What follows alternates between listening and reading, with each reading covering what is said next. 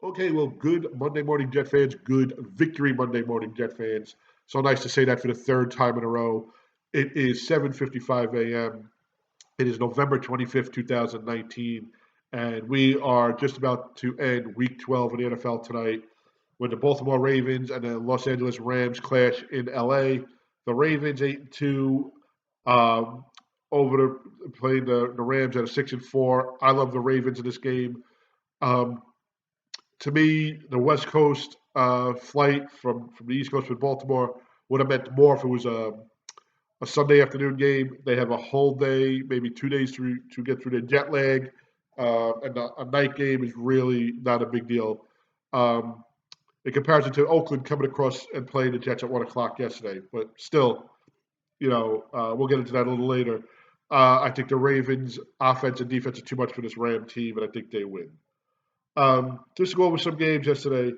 Cleveland Browns beat the Miami Dolphins 41-24. Cleveland is actually at 5-6 and in the hunt for a wild card. Pittsburgh beat Cincinnati 16-10. They are now the sixth playoff seed. They are the second wild card.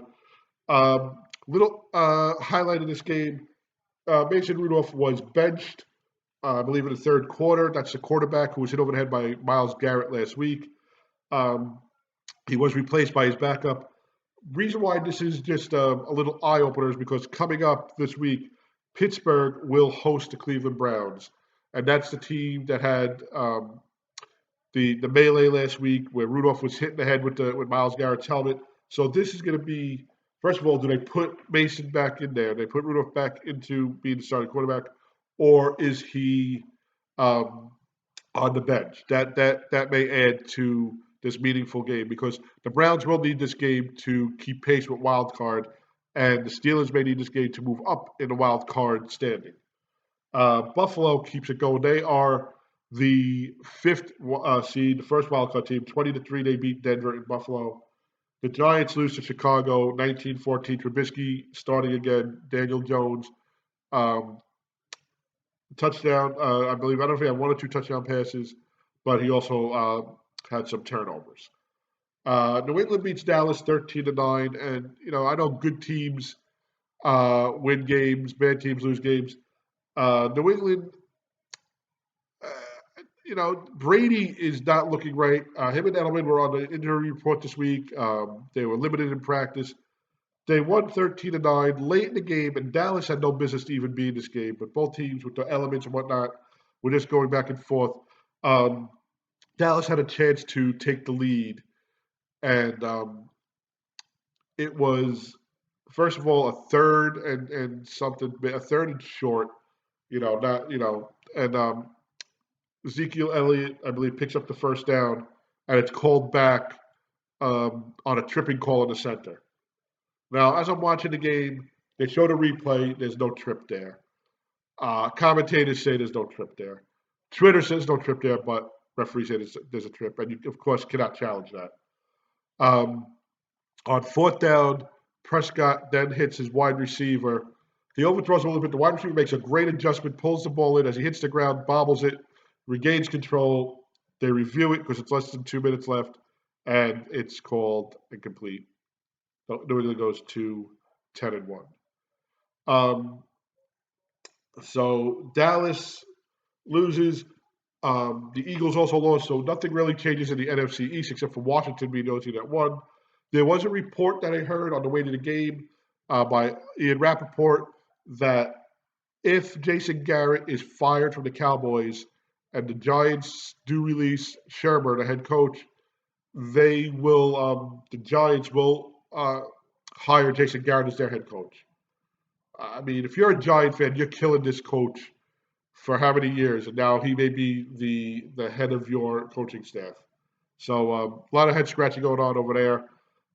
But listen, as a Jet fan, you can't throw stones because there's a lot of head scratching going on over here. Um, Another game, 19-16, Washington beats Detroit, Washington. This game really doesn't mean much. Both teams are basically out of it, but this is where, like I said, good teams win, bad teams lose. A bad team won yesterday. They got their second win, but this just shows you what's going on that team. Um, After basically Washington, I believe, took over on downs late in the game. There was 1 second left. Um, the Redskins had to go out there to a victory formation, snap the ball, and end the game. On the sidelines, their rookie quarterback did not realize that the game still had a second left. So when victory was basically confirmed, he threw his water bottle down. It splashed all over the place. It broke. He's jumping up and down. He goes to behind his team bench and he's taking pictures with fans, selfies with fans in the first row behind the Redskin bench here in Washington. And he still has to take a snap. That interim head coach had to pull in the backup quarterback to take that last snap. In the press conference following the game, the coach didn't make much of it and needed a quarterback. But this just shows you the culture and the dysfunctional thinking there. I know he's a young kid. I know, I believe it's his first win, but you got to know what's on the scoreboard. You got to know what the clock is at. You got to know everything. Save your celebration for when, it hits zero and the game is over and you see your team actually going onto the field to shake hands, pray, whatever they do. So that just shows you the state of the team there. Um, so I'm going to throw out some numbers to you. You tell me what stands out here. So we got 1-7, 4-7, 34. Okay. So 1-7, that was the record following the Jets going down to Miami. 4-7, that is a new Jets record. Okay. 34, that is the exact score that this Jet team has put up the past 3 games, the past 3 wins. 34-27, 34-13, I believe, and then 34-3. We gave up 1 touchdown in the last 2 games. Okay. This was an Oakland team who was the second seed in the wild card. Okay. They were on a 3-game winning streak. Josh Jacobs was running the ball well. Derek Carr was passing the ball well. And I guess looked at the schedule and saw the Jets in front of them and figured, hey, this should be a win. The Jets had other ideas in their head, and they showed that yesterday. And yesterday, except for 2 special team plays, was almost a near perfect game for the Jets. So let's set the stage. If you lived in the area or you watched the game, you knew the weather around here was horrible. Game day for us, a home game day for us, is we get to the stadium by 9:30 the latest. If we don't have any activities going on within the stadium, we tailgate, we cook, we go meet the players coming in. We pack up, we clean, we go into the stadium for like 11:30, 11:45, and we watch stretching, warm-ups, grab, if we didn't eat, grab some lunch, and then get down there for the start of the game. The weather yesterday, first of all, was cold, windy, and wet. Luckily, it was wet, not white, but we did get hail at one point during the second quarter. So the game day activities, pregame kind of changed. Breakfast was had at home. There was no tailgating. We hung out in the car a little bit to keep warm and keep dry. And we went into the game about 11, maybe about 11:30, grabbed lunch before heading down to the front row to watch warm-ups, but then didn't even go down to the front row. Kind of dried off our seats and sat in our row and watched warm-ups and whatnot. Now, I have to tell you, we were the minority in the stadium at this point. Raider fans came out and they represented. The first thing I can think of is the Raider fans probably scooped up these tickets within these last 3 or 4 weeks. I'm guessing after that Miami game, Jet fans may have been giving up tickets for way below face value. I know they said yesterday and last week Redskins tickets were going between $4 and $5. I know yesterday Raider fans scooped up tickets, and a lot of Jet fans, must have wanted to stay home because of the weather. They sold their tickets. If you're a visiting team and you make the trip, or you live in the area, you buy these tickets, you're going to go, regardless of the weather.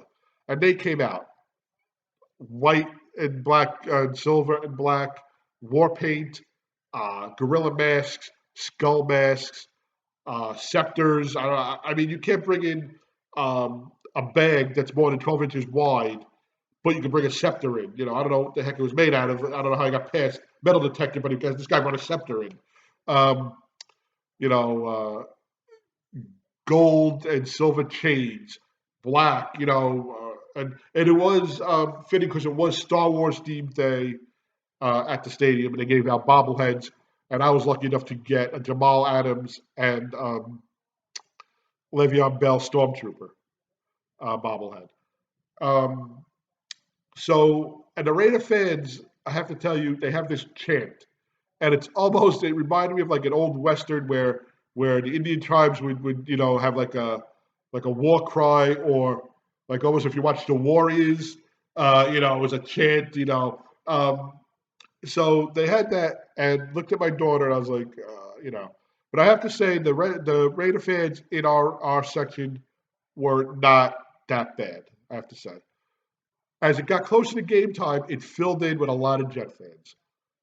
Jet fans did outnumber the Raider fans, but it was not a sellout crowd. Upper deck um, looked like it was pretty much empty, but also, there could have been people standing in the back covering and whatnot.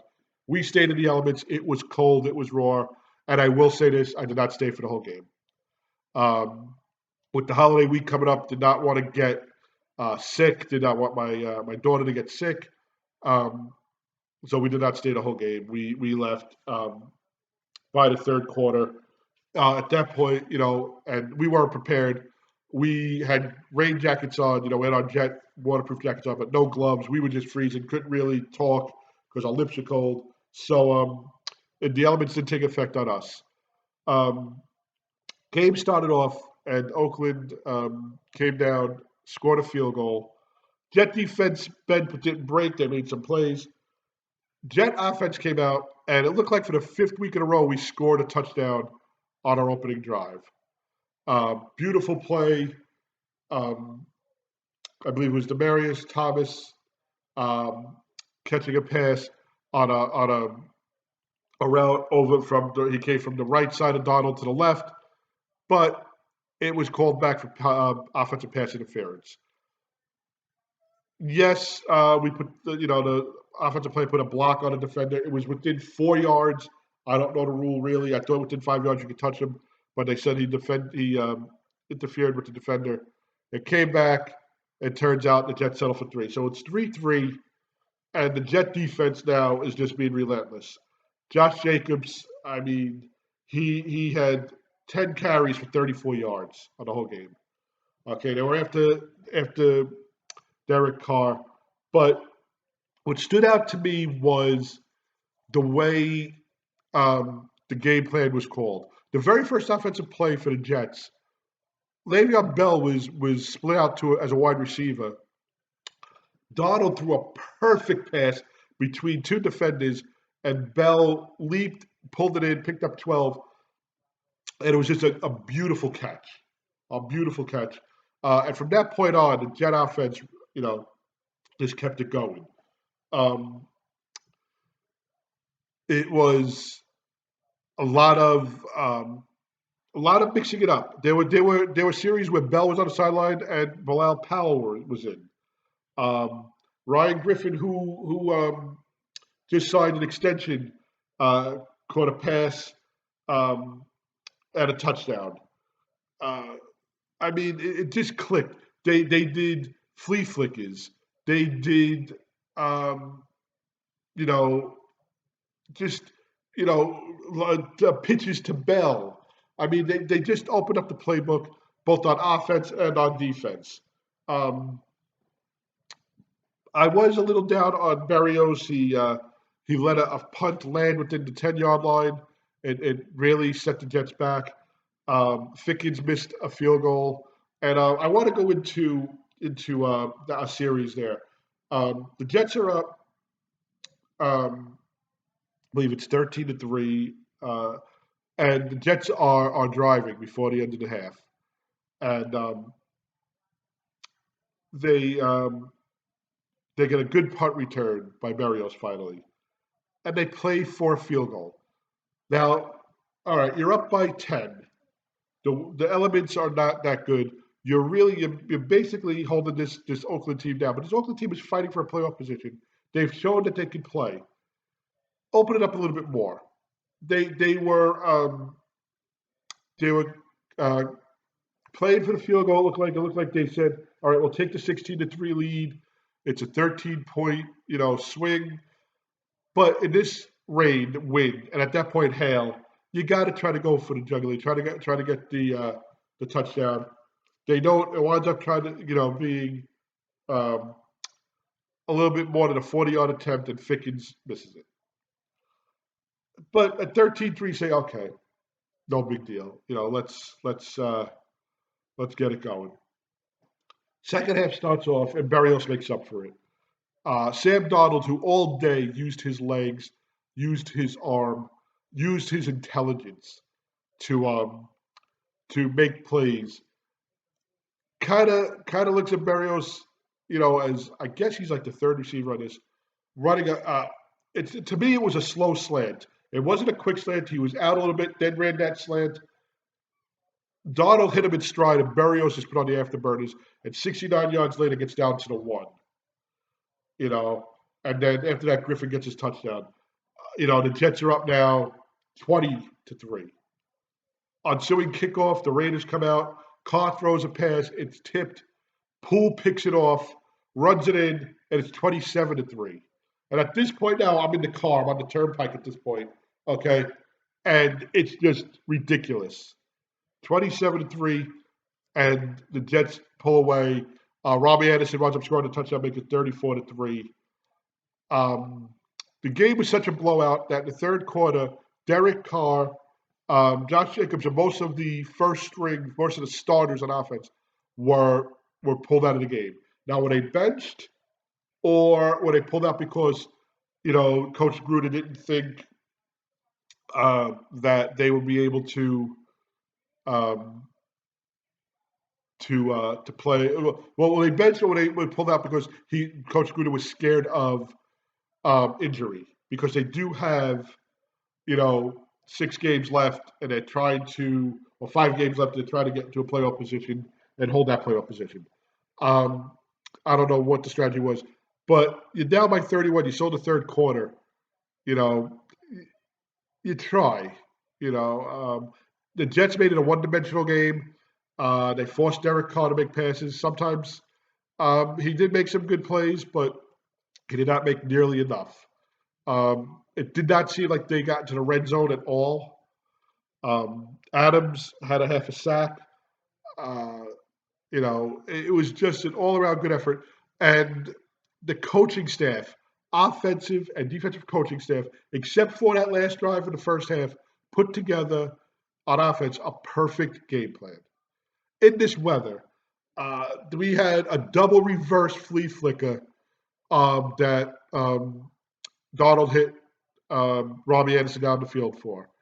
And let me tell you something about Robbie Anderson. The last 2 or 3 weeks, he's proven to me that he's just not a seam route, run down the field, on a go and catch a pass and run it in. He's been a possession receiver the last few games.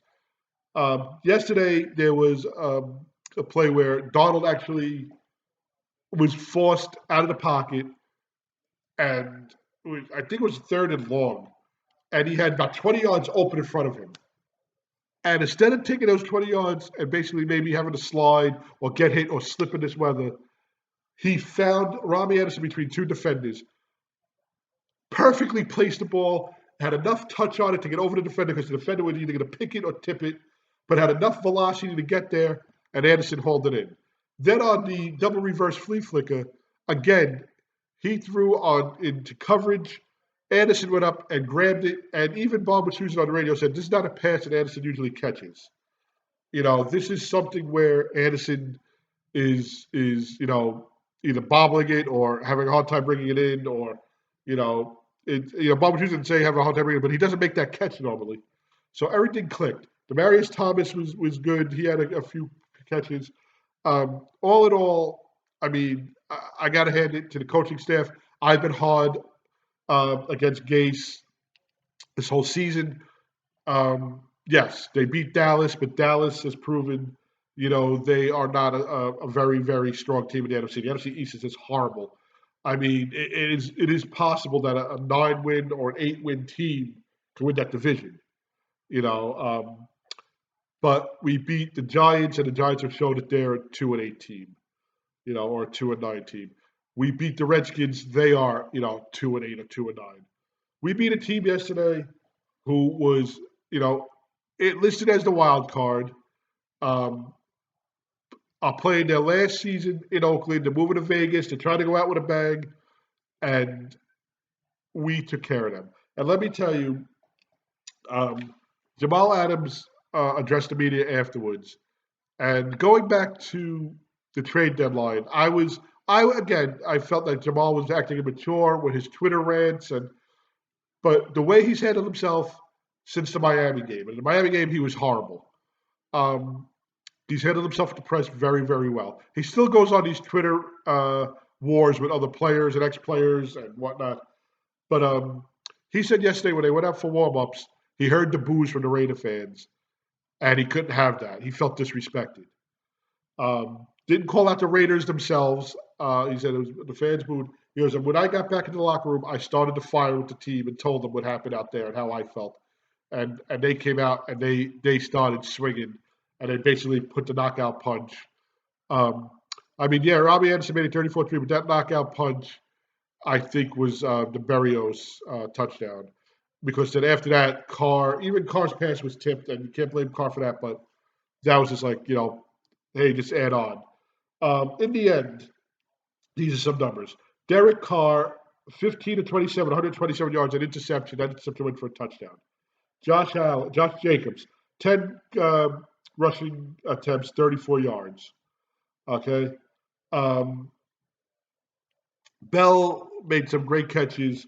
He was 5 receptions for 51 yards, 12 rushes for 49 yards. He averaged 4.1 yards a rush. Did not have a touchdown yesterday, though. The only rushing touchdown, Sam Darnold. Um, and that came on a drive where he, on third down, was sacked. They called roughing the passer. John Gruden, you can see, was really, really pissed by that. You could read his lips. He cursed out the referee and the call.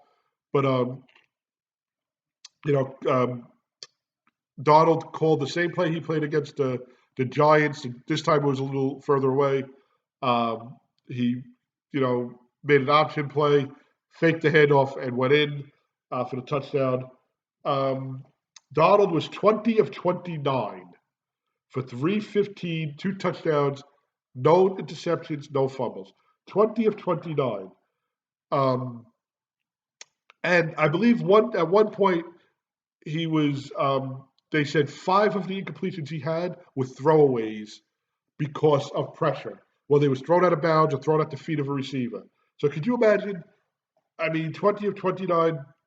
Basically, if you take those passes back, he's 25 of 29. I mean, just almost a near perfect game. Again, decision making on the field was great. Robbie Anderson had 4 catches, 86 yards, and a great touchdown. Like I said, he had those 2 passes that he went up for, double reverse, and on the play where Donald, actually, I think he fumbled the snap on the shotgun and got it to him. Um, Griffin had 3 for 13 in a touchdown. Let's see. Um, Burgess. Okay, so Oakland fumbled a ball. Okay, the Jets caused a fumble on defense. The defense recovered it, and then they fumbled it and lost it. Um, so Burgess is listed as losing a fumble. Again, Poole had the interception for a touchdown. Adams and Copeland had a half a sack each. Um, third quarter, Carr and Jacobs and most of the first stringers or the starters on Oakland were benched. You know, again, I spoke about this last week. I spoke with my cousins and my best friend, about this last week. Spoke about it yesterday. The Jets are 4-7. You go back to the Buffalo game, and Buffalo is alive and kicking at 7-3. So maybe that game, if Sam is sick or not sick, we lose that game. We got Cleveland, but you had Simeon and Falk both getting beat up. You had, the Patriots, where you're out. I mean, the Patriots are the Patriots. The Eagles, where you never win. Jacksonville, where you're in the game. Miami, where you're in the game. You take those 4 or 5 games, those first 1-7 games, and you win 2 of those games, and you're 6-5 now, not 4-7. You win one of those games, and you're 5-6, and you're in wild card talk with. And I'm not saying, I mean, Joe Benigno WFAN the other week said after beating the Giants, Paul for the course would be going to Washington and losing. Well, after beating the Raiders, how we beat them yesterday, and I say we because we're part of this team. Um, Going to Cincy that's 0-10 or 0-11, I don't even know what they are yet, um, and losing would be par course for this team. But you have Cincinnati and Dolphins, Cincy on the road and Dolphins the next 2 games. You take one game at a time, but you have Cincy next game. You could be at 5-7, and 6-7 before playing the Baltimore Ravens, which the Baltimore Ravens right now are, I think, are the hottest team in the AFC. And can you imagine Ravens 49er Super Bowl? Because the 49ers, as I mentioned earlier, just destroyed the Packers last night in San Fran. But if you look at those games, if Sam's not sick, if Mosley maybe is playing in those early games, and Mosley is missed, but they made up for it. They're filling in for Mosley now. Um, it's just amazing how winning has become a building block. And I keep saying because it's just as I'm talking about it, it just coming into me, it's a building block. They beat Dallas, and that Monday night game afterwards against New England. From the moment they walked into the stadium, New England was ready to set an example of the Jets. Bill Belichick was, Brady was, Edelman was. I saw it in warm-ups. Um, so I knew that was going to be one of the hardest games they had to play. And I knew we never win in Philly, and we've never, we've only won in Pennsylvania, I think, once in our history. We've only beaten Philly. We've never beaten Philly in a regular season game. So I didn't think we were going to win that. But Jacksonville, Miami, you win those games, and you have some meaningful November, December games. To have a meaningful December game, you have to take care of business and beat Cincinnati next week. Second string quarterback, your defense is on a roll. Your offense is really picking up momentum. There was reports that Sam Darnold spoke to Adam Gase after the Jacksonville game, what he liked, what he didn't like. Of course, I keep saying this Miami game was another nightmare, but it seems like they're on the same page. They seem comfortable working with each other, and I touched upon this a few weeks ago. They flew that plane with the fire Adam Gase now. I understand the frustration of a fan. I didn't agree with paying for that or going GoFundMe with me. But between that, the trade deadline with Robbie and Bell and Adams and Chris Johnson giving Adam Gase a vote of confidence saying that he would be back not only for the rest of the season but next year has lit a fire under this team. And it is great. I mean, it's nice to watch a game when there's no pressure. And I don't mean pressure to win. I mean pressure that you're going to blow the game. That Buffalo game, I remember that last drive, and I was like, oh, God, what are we going to do? And we wound up losing that game. The Dallas game, when they were going for 2 at the end, I was like, it's just, why? Even a Giant game, we needed a defensive stand late again against Daniel Jones. But the Washington game and the Oakland game, you just sat back because once they put their foot on the gas, they just kept going. There was a little bit of speed bumps, but they never really stopped. And I give kudos to the coaching staff all around. I give kudos to the players for believing in the system, and I think they're starting to believe in their head coach. And with all the negativity between the losing and the injuries and the grievances with Osimile, with Falk, with Quincy Enunwa, with losing to a winless team, to Sam with D'Amato. This fan base, most of this fan base, has always stood behind this team, um, and we're 4-7. We are far, far, far, far, far, far from a playoff spot. But these next 2 weeks, and I'm going to start with next week. I won't even go past that. We'll make this a very interesting end of November, beginning of December setup. So, as always, check us out, www.nyjetstories.com. That's www.nyjetstories.com. You can reach us on Facebook. Facebook group is NYJet Stories. Our Twitter handle is at NYJet Stories. And of course, here on YouTube, Alex Poziali, NYJet Stories. A shout out to another passionate group, Gotham City Crew.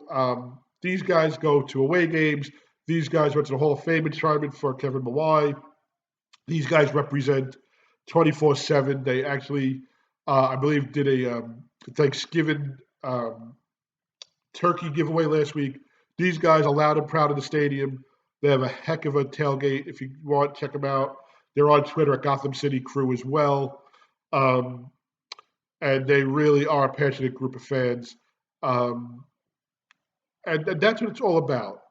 At this point, when your team is struggling, you want the same support as if they were winning. And I know it gets frustrating. Believe me, it gets frustrating. I went to the post office Friday after I believe I did my video. I don't think it was before. I think it was after. And I went in, and the lady in the post office looked at me and said, "I hope you're a fan and you're just not wearing that jet jacket because it's cold out," or something to that effect. And I said, "No, no, no." I said, "I'm a fan." And she goes, "Oh, me too." I said, "And I'll be there Sunday." And she goes, "Oh, that's great." She goes, "I have a friend who has tickets that go on Sunday, somebody that works here." And I said, "All right." And I did my transaction. I said, "All right, have a great weekend." She looked at me and she went, "Let's go." So, we are a passionate fan base that has hit a lot of speed bumps, has hit a lot of brick walls, and we've supported this team. And you can only go back to 1-15, 3-13, 4-12. And yes, the same team that went to the AFC Championship game in '98, in '09, in '10, same fan base. So do we get frustrated? Yes. Do I get annoyed? Yes. But you know what? I don't go around taking my stuff down. This is part of my life. This is part of my family's life. This is part of our everyday, 365, 24/7. And it feels good to have a victory Monday, third in a row. And this is going to be a great week. There's a short week. It's Thanksgiving week. You get 3 games coming up on Thursday. Christmas spirit will be in the air. Probably some people started decorating. I will start this week as well. And it is what it is. We are 4-7. Could have been 6-5. We coulda, shoulda. But this team can be building momentum for something very special. And I'm not saying this season, because this season we're far from special, but we're building. We have that foundation. And right now I got to trust, and I always trusted what this team did. I'm very hard on Adam Gase, but I got to trust what he's instilling as a culture. And let's see what happens this week. I'm going to do a video on Wednesday, and I'll do a video on Friday. Wednesday, I'll do predictions for the Thursday games. There's 3 going on. I know Detroit, of course, plays home. The Cowboys play home. I don't know who has the night game yet. I don't have the schedule in front of me. But tonight, Baltimore at the Rams. Jet fans, enjoy this Monday. Be thankful on Thanksgiving week for this win. We beat a playoff contending team yesterday here at MetLife, here at home, and we beat them convincingly, and it showed the weaponry and the game plan that we can use. Have a great day, and I'll talk to everybody within like 48 hours or so.